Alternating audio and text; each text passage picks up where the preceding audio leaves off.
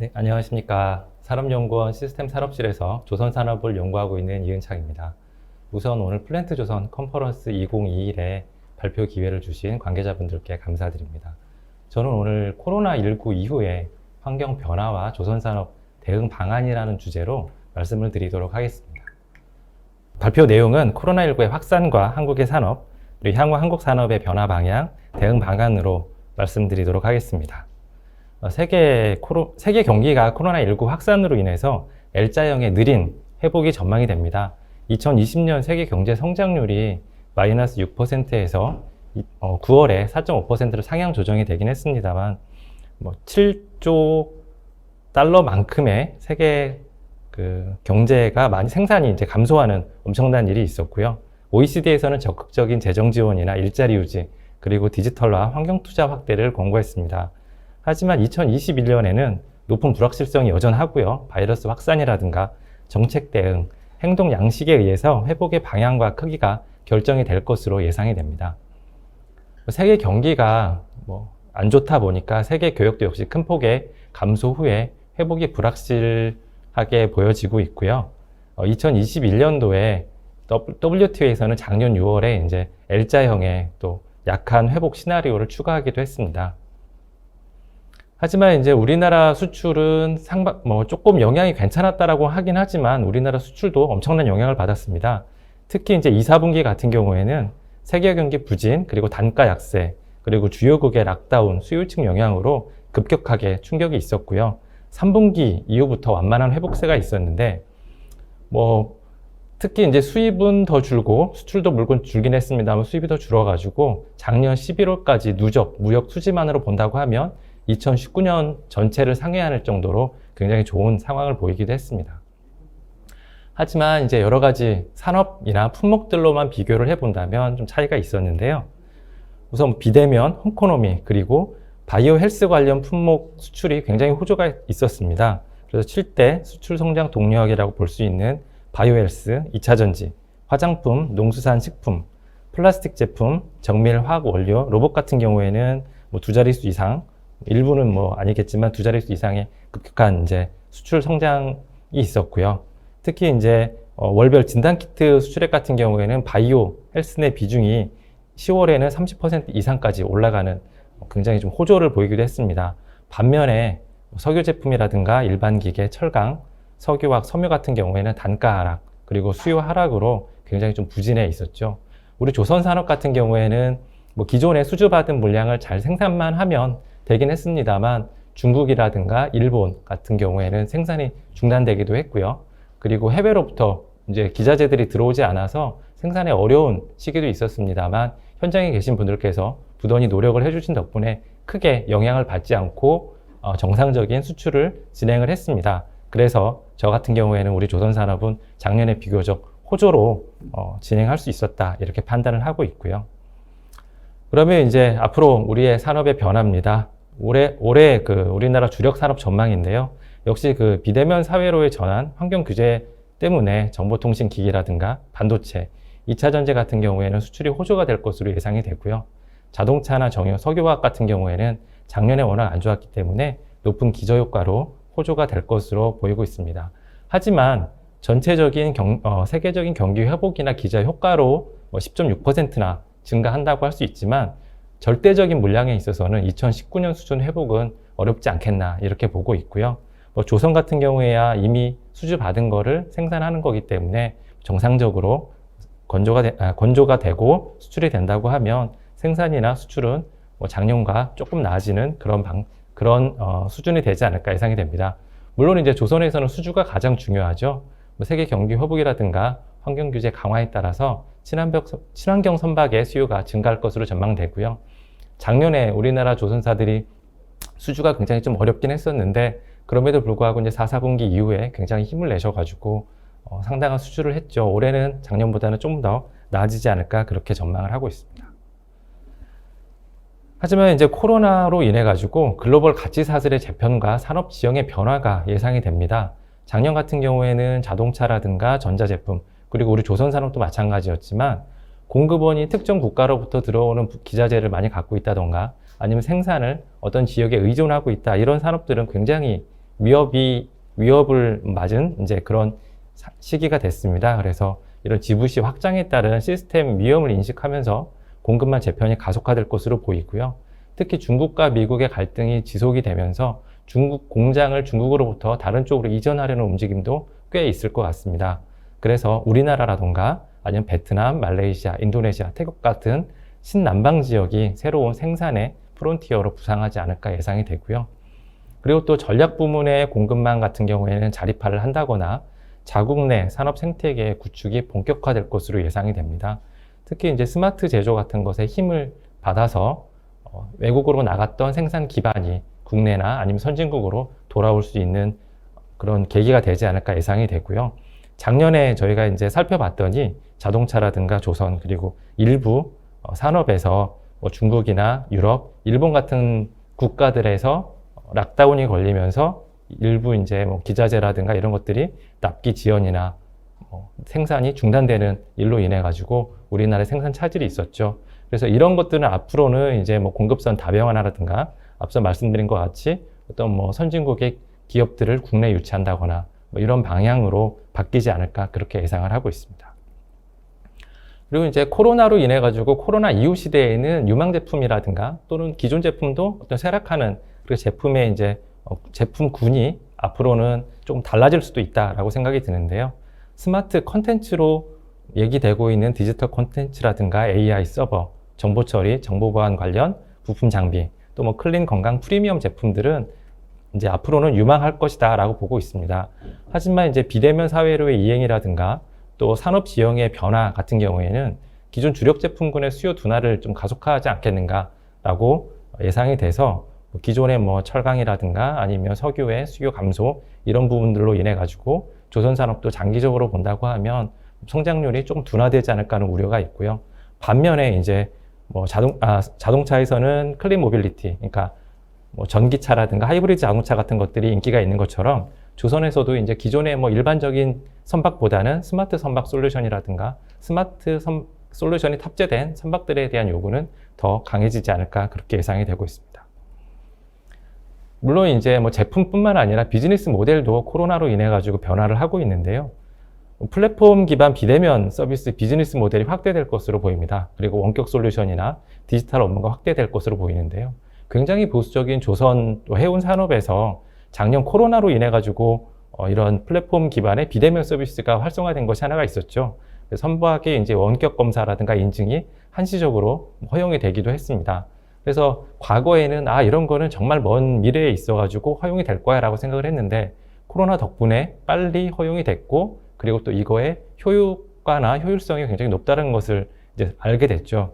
그래서 어떻게 보면 비대면 방식의 어떤 그 서비스 구현하기 위한 ICT 기술 서비스가 접목이 되면서 기존 산업도 조금 더 빨리 그 디지털 전환이 되지 않을까 예상을 하고 있습니다. 그래서 이제 포스트 코로나 시대의 유망 기술 같은 것들을 살펴보면요. 이 아래에 이제 키스텝에서 정리한 내용인데요. 교통, 물류, 제조 쪽에 보면 자율주행차라든가 자율주행 로봇, 또 스마트 물류, 그다음 제조에 있어서는 디지털 트윈, 증강 기술, 협동 로봇 이런 부분들이 있습니다. 이런 것들은 조선 산업에서도 물론 대응을 하고 있었죠. 제품에서는 스마트 자율운항 선박이 있고요. 그리고 생산 현장인 공장에서는 스마트 야드라는 것으로 진행이 되고 있었습니다. 포스트 코로나 시대의 유망 기술이 우리 조선 산업에도 빨리 적용되지 않을까라고 예상을 하고 있습니다.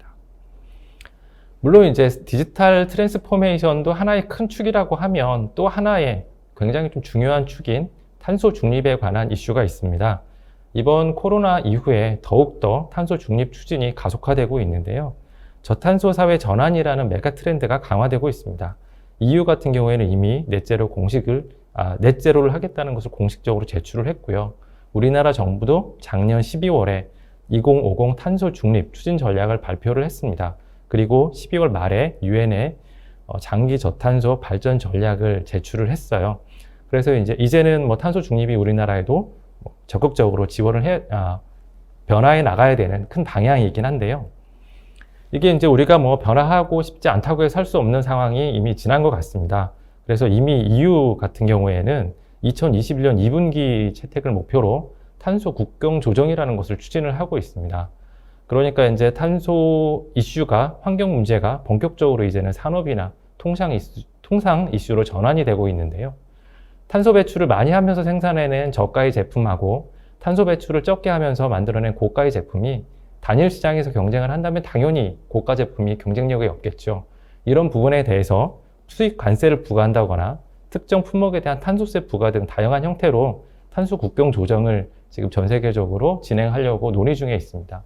이렇다는 것은 우선은 탄소 배출을 빨리 파악할 수 있는 소재, 철강 같은 이런 소재 쪽에서 영향을 우선 먼저 받겠지만 어떤 그런 소재를 사용해서 제품을 만드느냐, 그리고 또 제품을 만드는 과정에 있어 가지고 어떻게 또 탄소 배출을 하느냐에 따라서 조선 산업도 영향을 받을 수가 있을 거라고 생각을 하고요. 그리고 또 이런 환경 문제가 산업이나 통상 이슈로 변화를 한다고 하면 세계 교역에도 영향을 미칠 것으로 예상이 됩니다. 그러면 이 또한 세계 교역에 영향을 미쳐서 다시 조선 산업에도 영향을 줄 수 있기 때문에 아마 이런 환경 문제 그리고 탄소 국경 조정도 앞으로 우리 조선 산업에서 좀 관심 있게 봐야 되지 않을까 예상이 됩니다.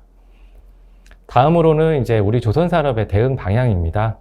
기본 방향으로 말씀을 드리자면 저희 연구원에서 2019년도에 산업부와 함께 제조업 르네상스 산업구조 변화에 대해서 발표를 한 적이 있었는데요. 앞서 이제 말씀을 드렸던 바와 같이 이제 이 방향이 더욱더 가속화되지 않을까라고 생각이 됩니다. 특히 이제 환경 규제 대응 이 부분이 중요할 것으로 조선 산업에서는 보고 있는데요. 물론 이제 다 아시겠지만 환경 규제가 강화되고 있습니다. 하지만 규제가 강화가 될수록 조선 시장의 변동성이 확대가 되거든요. 그리고 또 친환경 선박 기술에 대해서 무한 경쟁 시대가 도래하고 있다 이렇게 예상이 됩니다. 물론 이제 우리 그 조선 산업 같은 경우에는 전 세계적으로 마찬가지지만 2000년대 그 이중선체 규정으로 인해 가지고 단일 선체 유조선이 조기에 폐선되고 이중 선체 유조선이 많이 대체 발주가 됐죠. 그러면서 훨씬 더 빨리 그 호황이 오는 그런 이슈가 있었습니다. 그런데 이제 이때 그 이중 선체 규정 같은 경우에는 IMO에서 목표로 하던 것보다는 조금 더 빨리 그 EU가 진행을 하면서 규제가 더 조기에 이제 채택되기도 했는데요. 이렇게 이제 조선 산업에 좋은 영향을 주는 규제도 있는가 하면 2016년도에 북미 녹스 티어 3 규제도 있었죠. 이 규제로 인해 가지고 2016년도에 우리나라 조선 산업 또 수주 절벽을 맞기도 했고요. 그리고 속수 규제했던 IMO 2020 같은 경우에는 해운사들이 어떻게 투자를 할지에 대한 이제 관망세로 전환을 하면서 예상보다 이제 수요가 좀 더디게 회복이 되는 모습도 보였습니다. 그럼 앞으로의 이제 규제 뒤에서 이제 발표하시는 분들이 더 자세하게 말씀을 해주시겠지만 신조선에 대해서는 EEDI 페이즈 3가 이제 2025년 예상이 됐던 게 이미 이제 2022년 4월에 일부 선종이 조기 시행할 계획이 있고요. 그리고 현존선에 대해서도 앞으로 이제 IMO의 그린하우스 가스 감축 전략에 따라서 EEXI라든가 CII 같은 새로운 규제들이 2023년부터 적용될 것으로 보고 있습니다. 그리고 EU 같은 경우에는 해운의 그 탄소 배출권 거래 제도를 포함을 해서 2022년부터 지금 추진하겠다고 하고 있거든요. 이렇게 된다고 하면 이제 세계적인 회사기구라든가 아니면 EU의 이런 감축 목표 이런 것들에 따라서 앞으로 우리 선박에 있어 가지고는 연료 추진 선박, 그러니까 LNG 연료 추진 선박이나 암모니아, 수소 같은 연료 계통의 변화가 발생할 수 있고요. 그리고 친환경 기자재에 대한 채택이 앞으로 더 적극적으로 늘어날 것으로 보입니다. 그리고 이제 오른쪽 아래 그래프에 보시는 바와 같이 CII 규제 같은 것들이 들어간다고 하면 이제 그 국제적으로 목표를 달성하기 위해서 규제는 계속 강화될 거기 때문에 지금 규제를 만족시키는 선박이라고 하더라도 20년, 30년 운항을 하기 위해서는 앞으로는 규제를 만족시킬 수가 없기 때문에 기존 선을 개조해서 더 친환경 선박으로 바꾸는 그런 일들이 발생할 수가 있을 텐데요. 그렇게 된다고 하면 단순히 조선 산업이라는 것은 그냥 배만 잘 만드는 것이 아니라 엔진이라든가 연료라든가 또 신경을 써야 되고요. 그리고 친환경 기자재에 대한 연구도 굉장히 많이 필요할 것으로 보이고요. 그리고 또 기존 선을 개조하는 것까지도 신경을 써야 되니까 조선 생태계라는 측면에서 기술 경쟁이 이제 가속화가 될 거다 이렇게 예상이 됩니다. 그리고 또 아까 말씀드린 것처럼 디지털 트랜스포메이션도 이제 이쪽 산업에서 영향을 미칠 텐데요. 이미 조선 산업 같은 경우에는 ICT 기술 접목이 빠르게 진행이 되고 있죠. 우리가 그동안은 전혀 알고 있지 못했던 노르웨이의 비료 회사가 스마트 무인 선박을 하겠다. 그렇게 해가지고 이제는 굉장히 리더로서 알려져 있을 정도로 이제 자율운항 선박이라든가 또는 스마트 선박에 대한 기술 개발이 빠르게 되고 있는데요. 이미 우리나라 조선 3사들은 모두 솔루션을 보여서 제공하고 있죠. 하지만 이제 이런 솔루션들이 플랫폼 형태로 앞으로는 나타날 거기 때문에 시장 주도를 위해서는 우리나라의 어떤 같이 협력을 해서 만들 수 있는 플랫폼이 필요하지 않을까 예상을 하고 있고요. 그리고 스마트야드 같은 경우에는 우선 기본적으로 조선업이 굉장히 위험한 산업으로 사람들이 알려져 있기 때문에 조선업종으로 오시는 분들을 일하시는 분들의 안전이 저는 가장 중요하다고 생각합니다. 그래서 안전한 사업장을 위해서 가장 필수인 게 스마트야드라고 생각을 하고요. 그리고 우리나라 조선산업의 어떤 생산 기반을 마련할 수 있도록 주 52시간이라든가 승용고 운태, 또 생산성 향상을 위해서 이런 거에 대응하기 위해서 스마트야드가 필요하다고 봅니다.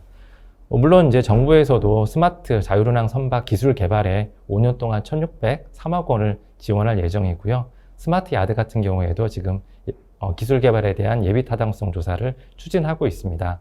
하지만 이제 조금 안타까운 것은 조선이나 플랜트 같이 종합 중공업이죠. 그리고 종합 여러 가지 기술들을 필요로 하는 산업이고 전 세계에 또 패러다임을 바뀌고 있는 굉장히 중요한 시점임에도 불구하고 자율주행 자동차 개발 사업 예타 같은 경우에는 규모가 한 7년간 1조 정도 되는데 그에 비해서 자율운항 선박은 굉장히 좀 작은 부분은 있습니다. 물론 산업 규모 때문에 이런 것도 있지만 우리 업계에 있는 분들이 더욱더 우리 산업에 대해서 더 알리고 이런 일들이 필요하지 않을까라고 생각은 하고 있고요.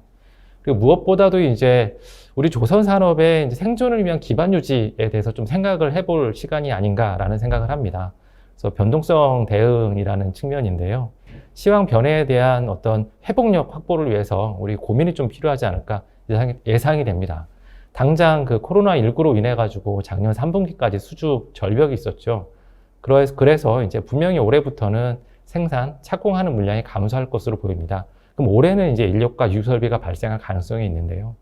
하지만 앞으로 이제 회복되는 시황에 대해서 과연 우리가 이 인력이나 설비를 어떻게 유지해 가지고 앞으로 시장을 대응할 것인가라는 고민을 좀 해봐야겠죠.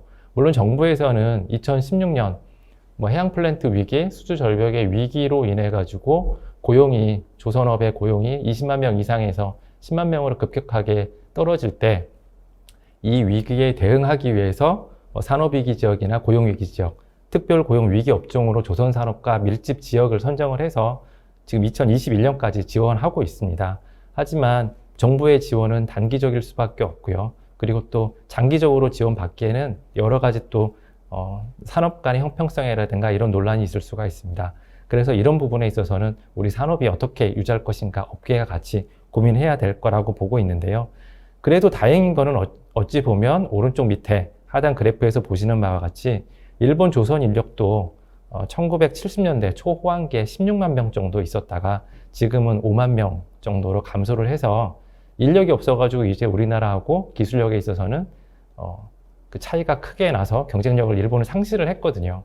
근데 우리나라는 지금 한 10만 명 정도 유지를 하고 있으니까 어찌 보면 일본보다는 현실에 있어서는 좋지만 이 인력을 어떻게 잘 유지할 것인가, 그리고 더 감소가 되면 경쟁력을 잃을 가능성이 있기 때문에 어떻게 우리의 인력을 더 유지할 것인가도 좀 고민을 해볼 필요가 있겠습니다. 그리고 이제 마지막으로 앞에서도 잠깐 말씀드렸지만 기존에 이제 조선 산업이 선박을 잘 설계하고 건조한다는 그게 경쟁력이었다고 하면 앞으로는 이제 모든 밸류 체인에서 경쟁이 필요할 거라고 생각이 드는데요. 한중일 EU, 예전에 이제 EU 같은 경우는 조선 산업에 대해서 경쟁력이 없다라고 생각을 하지만 친환경이나 스마트 변화에 따라서 기자재의 강점이 있는 EU 같은 경우에는 시장에 대해서 영향력을 더 키우려고 노력을 하고 있습니다. 물론 중국이야 엄청난 경제 규모와 정부의 지원으로 인해 가지고 중국은 이제 시장을 선점하려고 하고 있고요. 경쟁력을 이미 잃었다고 생각하는 일본도 사회가 패러다임이 변화하는 이 시점에서 다시 반격하려고 준비를 하고 있습니다. 저희가 2019년도에 각 밸류 체인별로 우리 조선 산업의 경쟁력을 분석한 적이 있었는데요. R&D 건조 부분에 있어서는 굉장히 경쟁력이 높지만 우리 이제 해운 산업이 약간 좀 약하고 그 다음에 수리조선과 같은 AS 산업도 약하고요. 기자재 같은 경우에도 주요 기계 장치류라든가 LNG 운반선에 있어서는 화물 지급 장치, 그리고 전기 장비 같은 것들의 경쟁력이 좀 부족한 부분이 있습니다. 그런데 앞으로는 스마트 선박, 그리고 또 친환경 선박으로 변화한다고 하면 기자재 같은 경우에도 굉장히 빨리 새로운 기자재가 도입이 되기도 하고 복잡해질 텐데요. 이렇게 되면 더더욱 더 선진 대기업의 기자재를 의존할 수밖에 없는 환경이 될 수도 있습니다. 그리고 해운 같은 경우에도 일본이나 중국 같은 경우에는 자국 해운사가 굉장히 역량이 있기 때문에, 그리고 규모가 크기 때문에 우리나라보다 그쪽은 훨씬 더 빨리 자국 해운사에다가 이런 기자재들을 탑재하고 새로운 시스템들을 탑재하고 또 검증을 할 수가 있겠죠. 그럼 우리보다 더 빨리 시장을 선도해 나갈 수 있는 역량이 되는 거죠. 그리고 AS 같은 경우에도 우리나라는 이제 뭐 임금이라든가 환경 때문에 수리 조선을 하고 있지 못합니다만 중국 같은 경우에는 이쪽 시장을 굉장히 장악을 하고 있죠. 그래서 밸류체인의 모든 분야에서 경쟁을 하겠다라고 하면 우리나라보다는 중국이나 일본이 조금 더 유리한 환경에 있다라고 판단할 수 있습니다. 물론 정부에서는 기자재 국산화를 위한 기술 개발이라든가 뭐 지원 정책에 대해서도 준비를 하고 있고요. 해운 같은 경우에는 해운 재건 5개년 계획이나 친환경 선박의 전환과 같은 것들을 해수부에서 지원을 해주고 있습니다. 그리고 이제 우리나라에서는 물론 단순 수리조선과 같은 산업을 할 수가 없겠지만 스크러버 리트로핏이라든가 이와 같은 이제 개조 산업에 있어서는, 그러니까 엔지니어링이 같이 포함된 개조 산업에 있어서는 경쟁력이 우리나라에서도 있을 수 있다라고 판단을 해서 중소조선소들을 지원해주면서 이런 부분도 키워나가려고 하고 있는데요. 어찌 보면 단순히 정부 같은 경우에 이제 R&D 지원이라든가 선박 투자에 대한 지원밖에 못 해주기 때문에 전반적인 밸류 체인의 경쟁력을 높이기 위해서는 산업계가 다 같이 똘똘 뭉쳐가지고 진행돼야 되지 않겠나, 이렇게 예상을 하고 있습니다. 그래서 앞으로 지금 말씀드렸던 바와 같이 친환경 스마트로의 전환을 하면서 전 밸류 체인을 다 경쟁력을 높이고, 그리고 또 우리 조선산업이 앞으로 회복되는 산업을 계속 우리가 영위할 수 있을 정도의 규모, 인력과 설비를 유지할 수 있는 것에 대해서 우리가 이제 앞으로는 전략을 잘 세우고 나가야겠다라고 생각이 됩니다. 제가 준비한 발표 자료는 여기까지고요. 뒷부분에 한국형 뉴딜 전략이라든가 저희가 예전에 2019년에 작성했던 제조업 르네상스, 산업부에서 발표한 제조업 르네상스들은 참고로 보시면 좋을 것 같습니다. 이상입니다. 감사합니다.